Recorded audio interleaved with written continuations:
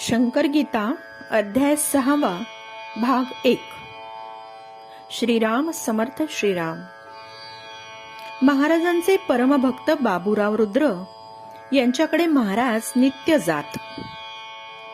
महाराज त्यांच्याकडे 2 कप चहा ठेवीत आणि अनेक येणारे भक्त चहाचा प्रसाद घेऊन जात। एके दिवशी महाराजांकडे एक प्रकांड पंडित प्रत्यक्ष अनुभूतीसाठी आला। महाराजांनी नित्याप्रमाणे 2 कप चहा ठेवला होता आणि 22 लोक चहा पिऊन गेले, पण त्या पंडिताला हे काही उमगले नाही। त्याचा अहंकार शिगेला पोहोचलेला होता। महाराजांनी अहंकाराविषयी त्याला बोध केला, पण तेही त्याला उमगले नाही। शेवटी महाराज म्हणाले, हा अहंकार किती किळसवाणा आहे माहित आहे का? असे म्हणून महाराजांनी नाक शिंकरले आणि मोठा बेडका हातावर घेतला आणि चटकन आपल्या तोंडात टाकला। महाराज म्हणाले, इतका घाणेरडा आहे हा अहंकार। हे पाहून तर तो पंडित सरदच झाला।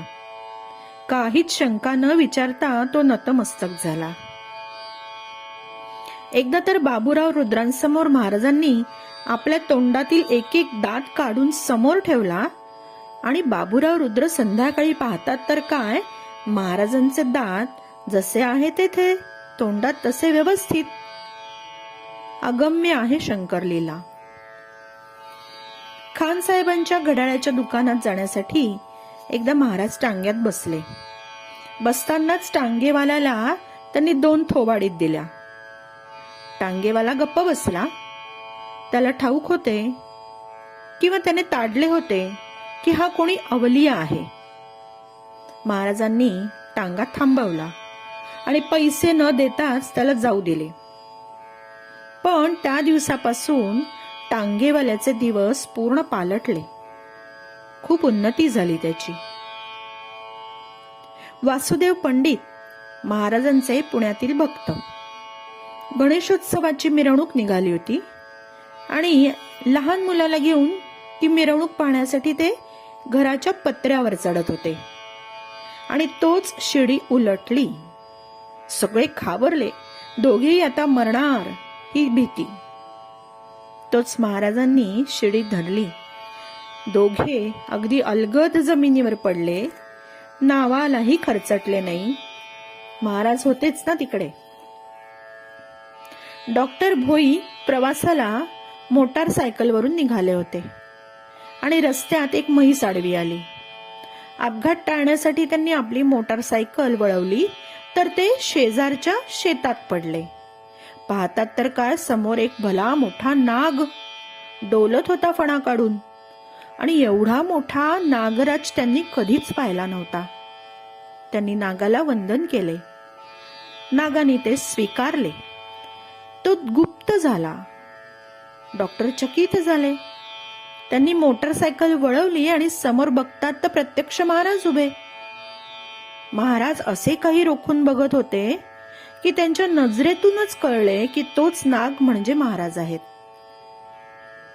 असेच गोसावींना देखील महाराजांच्या ठिकाणी एकदा विशाल भव्य रूप दिसले। मुसलमानांचीही महाराजांवर श्रद्धा होती। ते महाराजांना बडे आदम मालिक असे म्हणत। महाराजांनी सोलापूरला जेव्हा यज्ञ केला तेव्हा एक मुका आला होता आणि त्याला बोलता येऊ लागले। अहंकारी लोकांचा अहंकार मात्र महाराज पार चिरडून टाकीत। असाच एक अहंकारी सशक्त पुण्यातील बॅरिस्टर जो महाराजांची चेष्टा करीत होता त्याला महाराजांनी चापले। कसे? महाराजांनी त्याला आपल्या गुडघ्यात पकडून ठेवले। त्याची तर बोबडीच वळली। महाराज दिसायला तर अत्यंत कृश, पण तो हात जोडून महाराजांना अगदी शरण आला। डॉक्टर खरे यांना महाराजांमध्ये प्रत्यक्ष दत्त दिसत।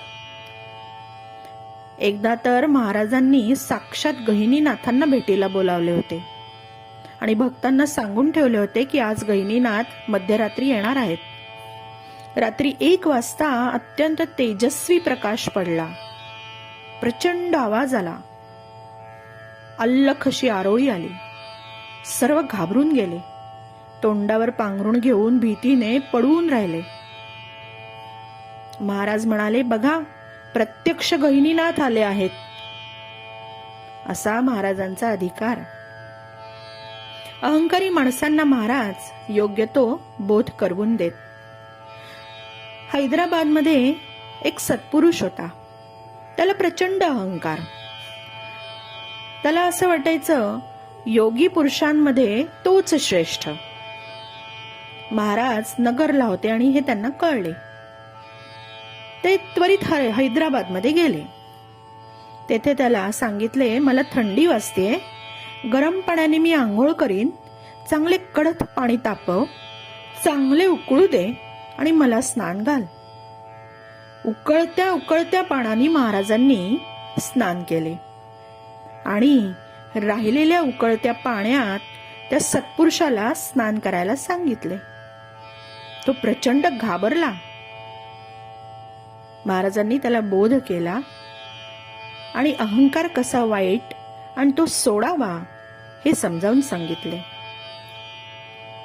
असेच एक दत्तोपासक घराण्यातील भाविक गृहस्थ पहिल्या महायुद्धात लढाईवर होते. त्यांना युद्धात अनेक गोळ्या लागल्या.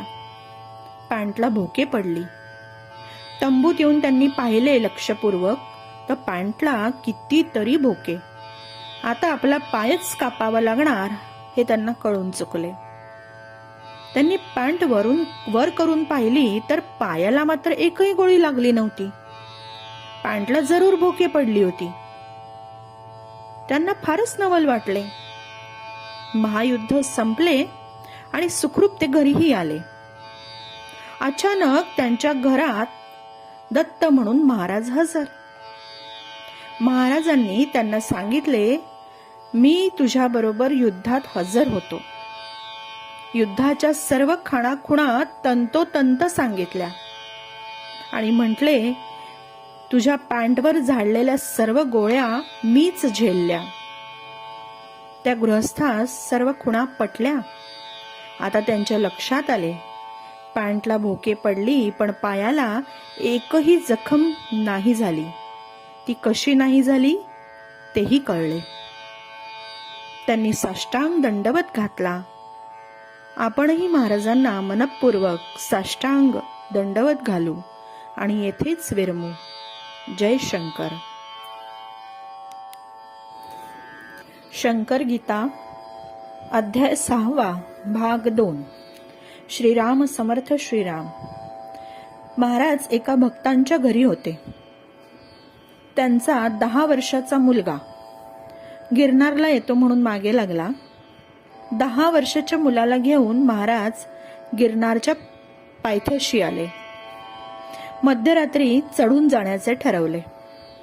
मुलगा चालायला मुळीच तयार होईना. रात्री चढण चढून सकाळपर्यंत गिरनार शिखरावर पोहोचता येते.